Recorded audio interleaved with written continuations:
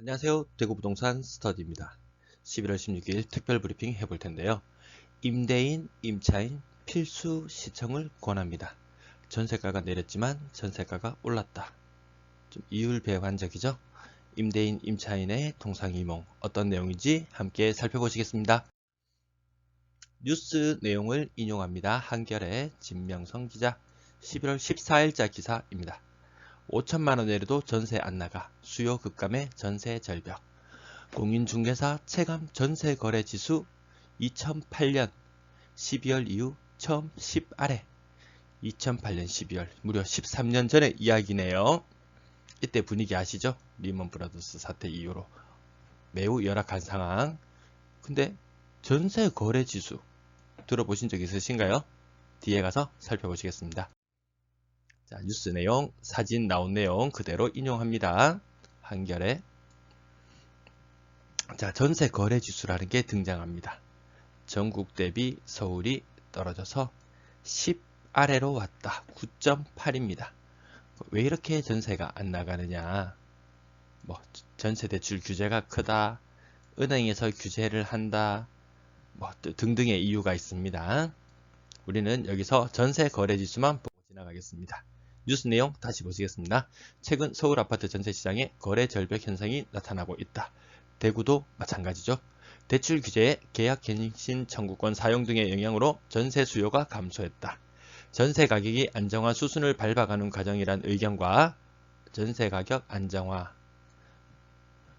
매매 전세 가격 동반 급락, 이 두 가지 견해가 나오고 있습니다. 다시 한번 전세 가격 안정 첫 번째, 아니면 동반 급락, 이 두 가지가 있습니다. 안정이냐 급락이냐.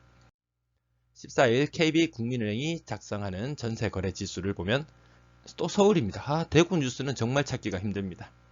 지난 10월 9.8로 한 자릿수로 떨어졌다. 전세 거래 지수입니다. 지난 1월 18.9의 절반 수준이다. 이 지수가 10을 믿던 건 리먼 브라더스 사태 이후 처음이다. 자, 전세 거래 지수 다시 확대해서 봅니다. 서울이 18까지 올라갔다가 최근 9.8 아래로 떨어졌습니다. 전세 거래 지수 9.8 아래로 떨어졌습니다. 우리는 보통 이 지수를 보죠. 전세 지수. 좀 전에 보셨던 것은 전세 거래 지수. 전세 지수는 전세 가격이 올라가고 있는 모습을 나타냅니다. 대구 최근 전세 가격이 올라가다가 평평해지는 모습을 나타내고 있죠. 전세 가격이.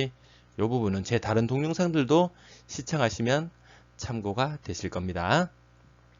근데 전세 거래 지수, 전세 지수는 전세 가격 현재 어떻게 반영되어 올라가는지고, 전세 거래 지수는 전세 거래가 활발한지 아닌지를 나타내는 지수. 서울이 9.8이었죠. 심각하다고 이야기하고 있습니다. 대구 한번 보실까요? 제가 KB에 가서 대구 전세 거래 지수만 따로 뽑아왔습니다. 좀 전에 여러분들이 보셨던 하늘색과 여기 주황색 부분은 한겨레 신문 기사 인용했는 것과 똑같은 부분입니다. 서울이 지금 10 아래로 내려왔다. 9.8이 되었다. 대구 보이십니까? 대구 10 아래가 서울은 리먼 브라더스 사태 이후로 10 아래 내려온 것이 13년 만에 처음이라고 하는데, 대구에서는 뉴스에 이런 방구 말도 없었습니다. 올해 1월달 접어들면서 이미 위기는 시작되고 있었습니다. 10 아래 영역 보이시나요? 보이시나요? 보이시나요? 보이시나요? 언론에서는 말이 없었습니다. 하지만 제 방송을 보신 분들, 미리 차트 흐름을 보신 분들은 전세가 얼마나 거래가 안 되고 있는지, 매물은 얼마나 쌓여가고 있는지, 그리고 거래 지수, 거래가 얼마나 활발하지 않은지, 이거 활발하지 않다는 증거로 나타난 내용들이었습니다. 눈으로 확인하셨죠? 대구는 심지어 5 아래로 내려간 적도 있습니다. 5 아래로. 5 아래로. 5 아래로. 이 이사철에 말이죠. 이 이사철에. 이 중요한 이사철에. 이 중요한 이사철에. 조금 심각해 보이죠? 자, 거래 절벽은 호가 하락으로 이어진다. 30평대 5억으로 불렀다가 4억 5천으로 해준다고 해도 계약이 안 된다고 한다. 5천만 원 내린 게 과연 가격을 내린 걸까요? 아닙니다. 제가 오늘 방송에서 가장 중요하게 짚어보고자 하는 내용이 바로 이 내용입니다. 5천만 원을 내렸지만 내린 것이 아니고 전세가가 올랐다. 이 부분이 가장 핵심입니다. 자, 뉴스 기자가 뉴스 내용에서 찾은 원인을 보시면 대출 규제. 아마 내년에는 심해지면 심해졌지 약해지진 않을 겁니다. 그 다음 계약갱신 청구권. 근데 제가 찾은 가장 큰 원인은 보이시나요? 금리입니다. 금리. 금리가 변함에 따라서 이것이 향후 역전세를 유발하는 원인이 될 것입니다. 저도 이때까지는 이렇게 차트로 계속 분석하기 전까지는 역전세의 원인은 매매가의 하락으로 인해서 역전세가 발생한다고만 생각했는데 죄송합니다. 금리가 가장 큰 원인이 되는 것 같습니다. 자, 전세자금대출 금융감독원의 금융상품 통합 비교 공시 요곳에 가면은 한눈에 확인할 수 있습니다. 전세금 3억, 대출금 1억 이런 식으로 해서 금융권역 어떤 건지 1금융, 2금융 등등 그 다음 지역까지 해서 검색해 볼 수가 있습니다. 제가 검색을 해봤는데요. 금리 방식 지금 변동금리만 보고 있습니다. 변동금리 당월 최고. 제가 여기 가격을 고가격 금리 높은 순으로 정렬을 해서 가장 높게 나왔고 가장 낮은 건 KB 2.5 정도도 있었습니다. 근데 그 수치는 아주 적을 거로 예상이 되고 4%에 육박하거나 넘어가는 곳이 많았습니다. 하나은행, 뭐 대형 1금융권 대형은행이죠. 최고금리 4.49, 최저금리 이렇게 비교해 보면은 평균 3.34. 아마 시중에서 빌리시려면 지금 아마 4% 정도는 감수하셔야 할 것 같습니다.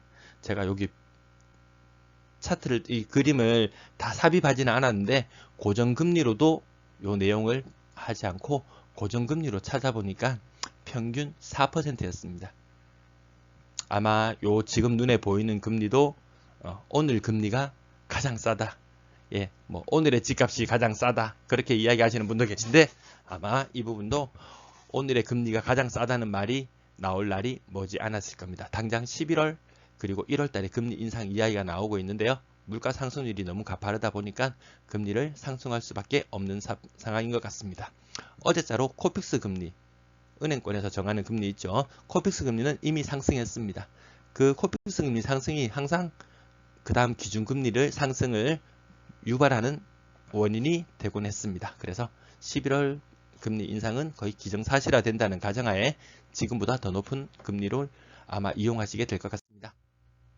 월배 삼정 그린코아 포레스트 어제 방송에도 살짝 짚어드렸는데 최근 전세가가 4억에 나왔다가 3.5억에 나왔다가 3.7억을 부르는 사람도 있고 여러 사람도 있는데 3.49억까지 봤다고 말씀드린 적이 있습니다. 자, 여기도 지금 가격 낮은 순으로 해서 봤는데요. 3억 5천 네이버 부동산에 가시면 다양하게 있습니다. 3억 5천부터 뭐 부르는 건 자기 마음이니까 쭉쭉쭉 있습니다. 이 층이 뭐 별로냐? 층도 괜찮네요. 자, 그래서 쭉 보시면 더 높은 금액도 있고 다양한 금액이 존재합니다. 근데 입주가 이제 보름 정도 남았나요? 전세 물건이 빠지지를 않습니다. 이거 중복 제외했습니다. 368건 빠지지를 않습니다. 전세 물건이. 그럼 비단 여기만의 문제냐? 아닙니다. 다른 입주 아파트도 다 마찬가지인 것 같습니다. 자, 월배 쌍용리가 가장 가까운 곳에 제가 아파트 한 곳 찍어봤는데요. 전세가만 한번 보겠습니다. 전세가 중에서도 가장 높은 전세가 하나 실거래가 4억. 물론 더 낮은 금액들도 최근에 있었지만 요 110제곱미터 가장 높은 4억과 한번 비교를 해보도록 하겠습니다. 월배 3정 전세 3.5억이면 바로 인근 쌍용리가 4억. 이거 2008년식인가요? 2008년식 같습니다. 얘는 2021년식이네요. 한 13년 차 정도 차이 나는데 완전 새 아파트에 들어가는데 3.5억? 4억. 야, 4억이 안 살고 나 같아도 3.5억에 살겠다. 그죠? 근데 정말 싼 거 맞나? 요거 한번 비교해 보도록 하겠습니다. 자, 2021년 1월에 전세 4억이었다. 그리고 2021년 11월에 전세 3.5억이다. 그 차이는 어느 정도냐 하면은 3월에 자기 자본 1억을 가진 사람이 3억을 대출 받습니다. 금리는 대략 2.5% 정도 됐습니다. 근데 11월이 되면서 2.5억을 대출 받습니다. 근데 금리는 4% 정도입니다. 과연 얼마나 부담해야 할까요? 자, 이자 계산기로 바로 갔습니다. 네이버 이런 곳에 포털에 가셔서 검색하시면 쉽게 확인할 수 있습니다. 자, 올해 초에 3억 원을 빌렸다. 그래서 2년 동안 갚아야 되는 돈은 이자가 한 1,500만 원 정도 됩니다. 1년에 한 750만 원 정도, 체감상으로는 월세 한 60몇만 원 정도, 한 60, 한 2만 원 정도 되겠네요. 근데 돈은 더 적게 빌립니다. 금리가 오르기 때문에. 그래서 전세가도 조금 떨어졌지만 돈은 5천만 원이나 적게 빌렸습니다. 아까 서울 뉴스에도 5천만 원을 이야기하는 부분이 있었죠. 5천만 원을 적게 빌립니다. 근데 금리가 이렇게 차이가 나는 바람에 실제로 임차인이 지불해야 되는 비용은 2천만 원입니다. 돈은 적게 빌렸는데 훨씬 더 많은 대출 이자를 부담해야 됩니다. 1년에 1,000만 원, 한 달에 한 83만 원 정도 되나요? 이 부분에서 전세가가 싸졌네, 마음에 드네 하는데도 월 지불해야 되는 비용은 훨씬 더 높아졌습니다. 자, 보이시죠? 1,500만 원과 2천만 원. 대출 금액은 줄어들었는데 실제 부담해야 되는 임차인의 비용은 더 증가했습니다. 4억 전세보다 3.5억 전세가 더 비싼 게 이해가 가시나요? 자, 다시 한번 비교해보면 전세 4억과 3.5억의 차이는 이자, 이번에는 요 다른 경우입니다. 이번에는 2억의 자기 자본금이 있다는 가정하에 계산해 봤습니다. 이 정도입니다. 그러면 이자 비용, 요 이전 페이지에서 나왔던 이자 비용 1,000만 원이 어느 정도냐 하면은 월배 쌍용예가를 자기 자본 1억 그리고 4억의 전세자금 대출을 받았는 경우와 월 지급하는 비용이 똑같습니다. 올해 1월 달에 월배 쌍용예가 전세 5억, 쉽지 않은 금액이죠. 네, 이 정도로 금리 상승이 임대인에게도 임차인에게도 무섭게 작용합니다. 지금 당장에는 임차인이 지불해야 되는 비용이 높게 나타 보이기 때문에 임차인이 굉장히 부담스러울 거라고 생각하지만 임대인도 결국에는 전세 가격을 떨어뜨릴 수밖에 없을 거다. 끝까지 버텨야지 라고 생각할 수도 있지만 매물 증가세가 너무 무섭습니다. 누군가는 더 싼 가격에 내놓을 수밖에 없고 이것은 결국 연쇄적으로 전세 가격 하락을 불러올 수도 있겠다라고 보여집니다.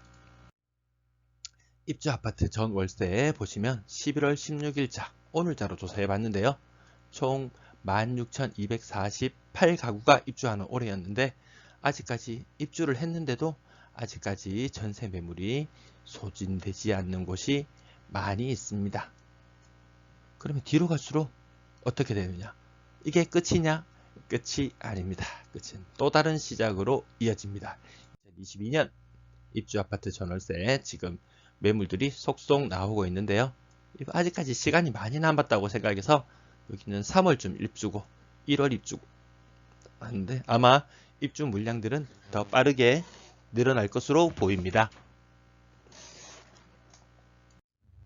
임대인은 매물은 쌓여가고 입주 날짜는 다가와서 후달리고 임차인은 금리가 너무 부담이 돼서 후달리고 적당히 양보들 하고 가야 되지. 안 그러면 이러다가 다 죽어. 마치 드라마 대사처럼 제발 그만해. 이러다 다 죽어. 뭐 이런 말이 절로 나올 정도로 양쪽 다 좀 부담스러운 상황에 있는 것 같습니다. 한 발씩 양보해서 임대인은 임차인을 잘 구하고 임차인도 좋은 임대인을 만날 수 있게 되기를 바라겠습니다. 그래서 오늘 마지막 정리는 동상이몽. 같은 아파트를 두고 임대인과 임차인이 현재 서로 다른 생각을 하고 있구나라고 정리해 보겠습니다. 제 방송이 마음에 드셨다면 구독, 좋아요 부탁드리겠습니다.